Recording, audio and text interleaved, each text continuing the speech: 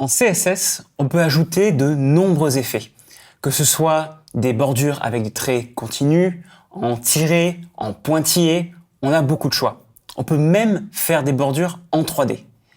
Et puis, vous allez voir, on peut rajouter là-dessus des effets d'ombre, que ce soit sur les bordures ou sur le texte. Allez, on s'y met.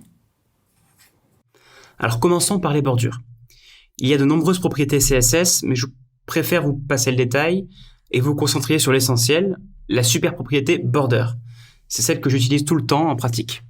À l'intérieur, vous devez indiquer la largeur de la bordure, en pixels par exemple, sa couleur, et le type de bordure, c'est-à-dire trait continu, pointillé, etc.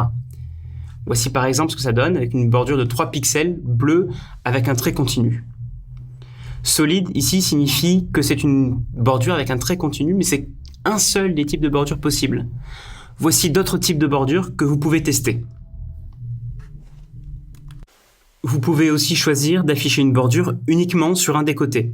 Dans ce cas, utilisez Border Top pour une bordure en haut, Border Left pour une bordure à gauche, Border Bottom pour une bordure en bas et Border Right pour une bordure à droite. Vous voulez rajouter un petit peu de rondeur à vos bordures? Eh bien ça tombe bien, on peut créer des bordures arrondies avec Border Radius. Plus la valeur est grande et plus l'arrondi sera fort. Regardez ce que ça donne avec 20 pixels par exemple.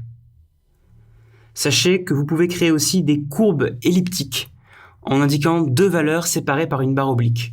Le mieux, c'est d'essayer et de regarder ce que ça fait. Passons maintenant aux ombres. On peut ajouter une ombre au bloc avec Box Shadow. Il faut indiquer pas moins de 4 valeurs dans cet ordre.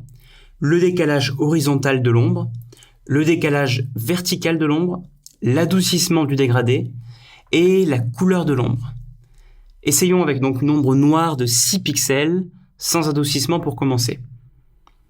Et pour comparer, regardons ce que ça donne avec cette fois un adoucissement de 6 pixels.